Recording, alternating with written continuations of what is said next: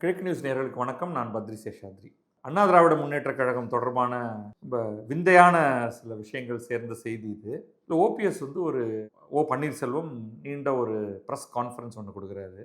அதுல அதிமுகவில் இணைய நான் தயார். டிடிவி தினகரனும் பழனிசாமியும் தயாரா? அதாவது இவர சேர்த்துக்கிறதுக்கு. எனக்கு புரியல. ஏன் டிடிவி தினகரனை இழுக்கிறாருன்னு தெரியல. டிடிவி தினகரன் அதிமுகல இல்ல. அவர் அம்மா மக்கள் முன்னேற்றக் கழகம்ங்கிற பெயர்ல அவர் தனி கட்சி தொடங்கி அந்த கட்சி தான் என்டிஏவில் அங்கம் வகிக்கிறது இப்பொழுது. இவர் ஒரு தனி கட்சி ஆரம்பிக்கல பன்னீர்செல்வம். இன்னும் தன்னை அண்ணா திராவிட முன்னேற்றக் கழகத்தின் உறுப்பினராக தான் நினைத்துக் கொண்டிருக்கிறார். கூடவே அவர் ஒரு அமைப்பு வச்சிருக்கார். அமைப்பு, கட்சி அல்ல. அனைத்திந்திய அண்ணா திராவிட முன்னேற்ற தொண்டர்கள் உரிமை மீட்பு கழகம். அதுதான் அவர் நடத்திட்டு இருக்காரு. ஸோ அங்கே அவருடைய ஓபிஎஸ் உடைய பண்ணை வீட்டில் நடந்த கூட்டத்தில் இவங்கெல்லாம் பேசுகிறாங்க. முதல்ல அவர் மறுக்கிறது இவர் திமுகவில் சேரப்போகிறார் அப்படிங்கிறத. அதை மறுத்து அவர் என்ன சொல்றாருன்னா, எந்த ஒரு முடிவும் ஏற்படாமல் வதந்தியை தொலைக்காட்சி மற்றும் யூடியூப் நிறுவனங்கள் செய்தியாக வெளியிடுவது ஜனநாயகத்துக்கு ஆபத்தானது. ராமநாதபுரத்தில் நான் போட்டியிட முக்கிய காரணம் எங்கள் பக்கம் தொண்டர்கள் இருப்பார்களா என்பதற்காகவே. அப்போ கூட நான் சுயேட்சை வேட்பாளராக போட்டியிட்டேன். இது எல்லாமே முக்கியமான விஷயம். இதை பற்றிலாம் நம்ம பேசுவோம். அந்த சூழ்ச்சிகளை முறியடித்து அதிமுகவை மீட்பதற்காக சட்ட போராட்டம் நடத்தி மீட்பதுதான் எங்கள் நோக்கம். ஆனால் சட்ட போராட்டம்லாம் எந்த விதத்திலும் இனிமே பலன் அளிக்கப் போவதில்லைங்கிறது தான் உண்மை. தேர்தலில் தனி கட்சி தொடங்குவது அல்லது தேர்தலில் போட்டியிடுவது குறித்து இன்னும் நாங்கள் முடிவு எடுக்கவில்லை. கட்சியை மீட்பதற்காகவே தொடர்ந்து சட்ட போராட்டமாக போராடி வருகிறேன். தேவையில்லாத குழப்பங்களை மக்கள் மத்தியில் ஏற்படுத்த வேண்டாம் அப்படின்னு சொல்லிட்டு தொடர்ந்து பேசிக்கிட்டே இருக்கும் பொழுது, ஒன்றிணைய வேண்டும் என நீங்கள் கூறுகிறீர்கள், ஆனால் கடம்பூர் ராஜு நாங்கள் ஒன்றாக உள்ளோம், அவர்தான் தனியாக உள்ளார் என கூறுகிறாரே அப்படின்னு பத்திரிகையாளர்கள் அவர்கிட்ட கேட்குறாங்க. அதுக்கு இவர் தமிழக மக்கள் அனைவரும் அறிவார்கள், பொய்யை திரும்ப திரும்ப சொன்னால் உண்மையாகி விடாது என்பதை கடம்பூர் ராஜுவுக்கு நான் சொல்லிக் கொள்கிறேன். இது பதிலாகவே தெரியல. அதிமுக ஒருங்கிணைய வேண்டும் இவர் சொல்லிட்டு இருக்காரு இல்லையா, அதுக்காக தான் இந்த கேள்வி. அதற்கு இவருடைய பதில் இது. அடுத்து, என்டிஏ கூட்டணிக்கு நீங்கள் வருவதற்கு டிடிவி தினகரன் ஆசைப்படுவதாக கூறியுள்ளாரே அப்படின்னு கேள்வி கேட்குறாங்க. நட்பின் அடிப்படையில் அவர் கூறியுள்ளார். டிடிவி தினகரன் மற்றும் எனது அருமை அண்ணன் எடப்பாடி பழனிசாமி அதிமுக வெற்றி பெற வேண்டும் என கூறுகிறார்கள். அதைத்தான் நானும் கூறுகிறேன். டிடிவி தினகரன் நினைத்தால் நாங்கள் இணைய வழிவகை செய்ய வேண்டும்.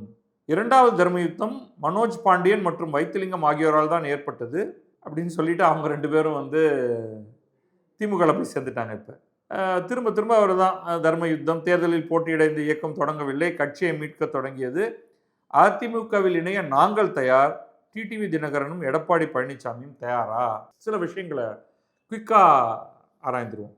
இந்த பேட்டி முடிஞ்ச உடனே அங்கே சேலத்தில் எடப்பாடி பழனிசாமி பேட்டி கொடுக்குறாரு. இப்போ அவர்கிட்ட கேட்குறாங்க, இந்த மாதிரி இணைய வேண்டும், நாங்கள் இணைய தயார், நான் இணைய தயார், எடப்பாடி பழனிசாமி இணைய தயாரா அப்படிங்கிறதுக்கு எடப்பாடி பழனிசாமி பட்டுன்னு சொல்றாரு. அதிமுக பொதுக்குழுவில் ஏகமனதாக முடிவெடுக்கப்பட்டு ஓபிஎஸ் அதிமுகவின் அடிப்படை உறுப்பினராக இருப்பதிலிருந்து நீக்கப்பட்டு விட்டார். நடவடிக்கை எடுக்கப்பட்டு விட்டது. அதனால் அதிமுகவில் அவரை சேர்ப்பதற்கு வாய்ப்பே இல்லை அப்படின்னு ரொம்ப தெளிவாக சொல்லிட்டார். இவ்வளோதான் விஷயம். இப்போ நம்ம ஃபேக்டுக்குள்ளே போவோம். என்னென்ன பிரச்சனைகள் அப்படிங்கிறதுக்குள்ளே போவோம்.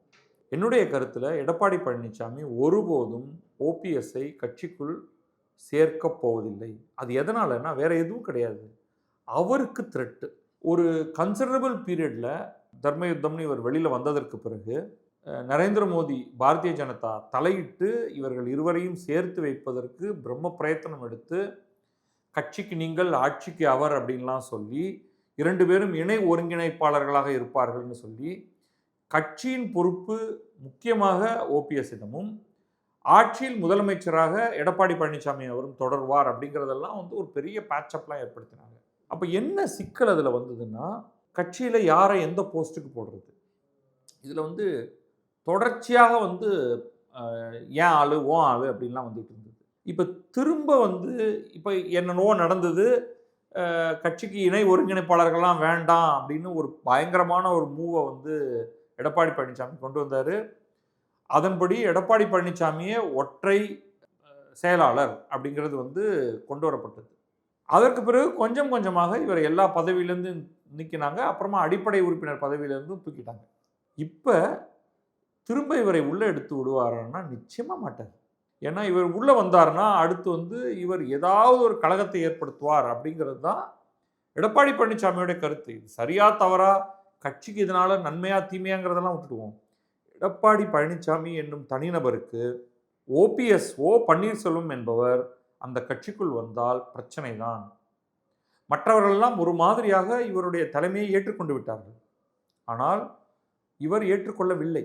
இவர் ஏற்றுக்கொள்ளவில்லை அப்படின்னா இது பிரச்சனை தானே. இவர் உள்ள வந்து இப்பெல்லாம் வந்து தேர்தலுக்காக எங்கேயுமே போய் சேர முடியலைங்கிறதுக்காக இன்றைக்கு அவர் சொல்லலாம். ஆனால் அது வந்து எடுபட போவதில்லை.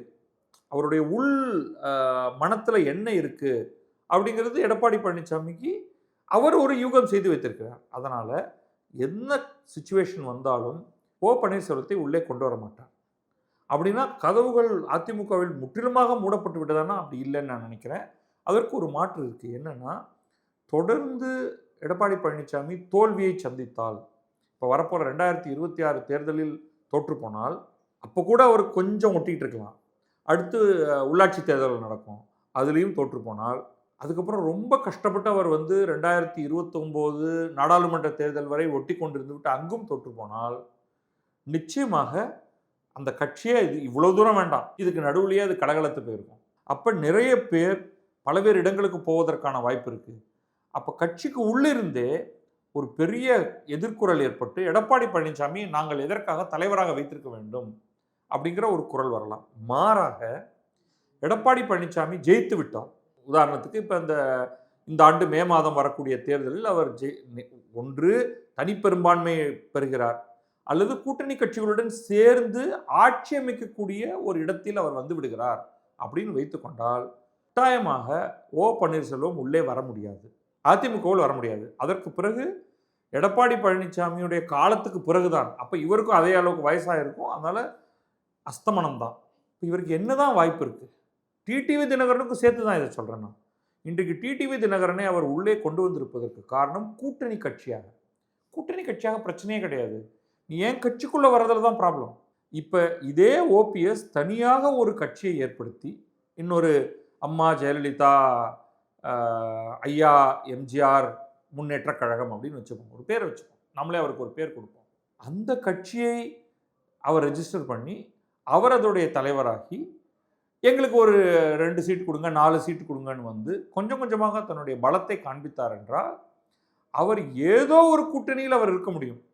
அதில் முதல்ல வந்து திமுக கூட்டணியில் இன்றைக்கு இருக்க முடியாது, பட் நாளைக்கு என்ன வேண்டுமானாலும் மாறலாம். பாருங்களேன், மதிமுக என்ற கட்சி உருவானதே திமுகவை எதிர்த்து. அவர்கள் இன்றைக்கு திமுகவோடு சேர்ந்திருக்கிறார்.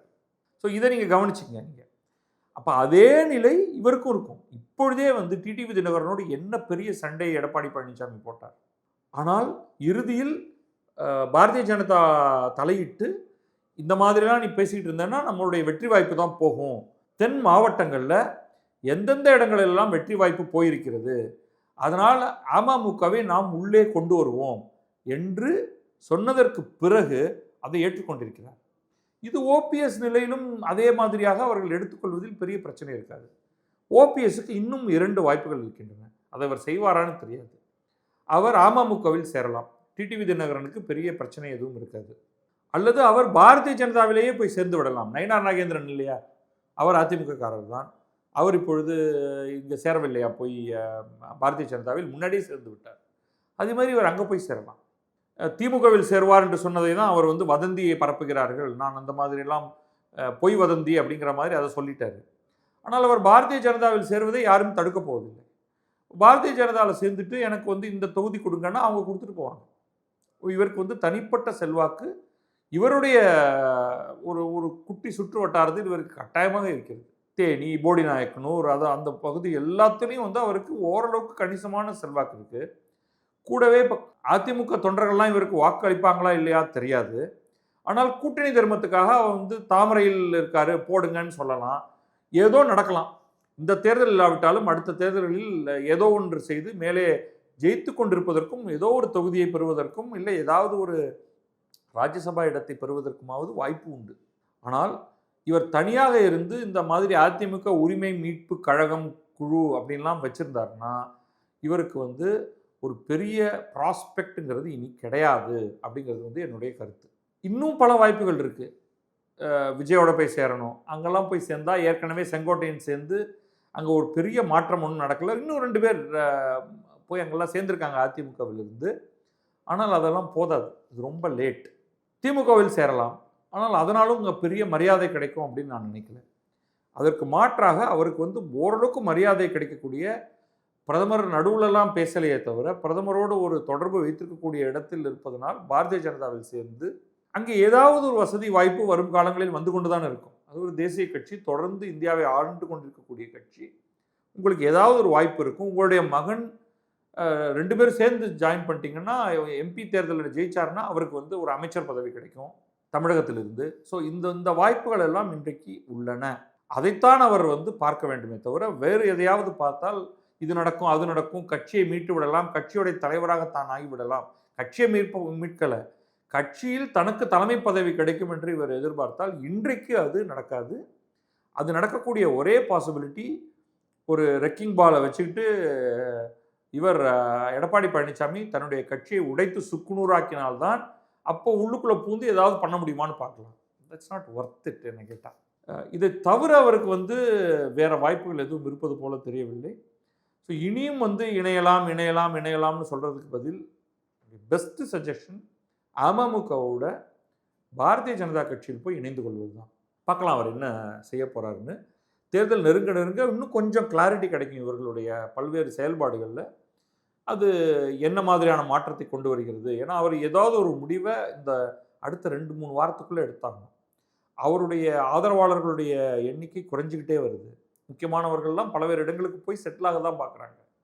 ஸோ இவரும் அதே மாதிரி போய் ஒரு இடத்துல செட்டில் ஆகலாம். அதற்கான இடம் எது அப்படிங்கிறது எனக்கு தெரிகிறது, அவருக்கு தெரிகிறதா என்று தெரியவில்லை. அவர் என்ன செய்கிறார் என்று பார்ப்போம். வணக்கம், நான் பத்ரி சேஷாத்ரி. இது கிழக்கு நியூஸ்.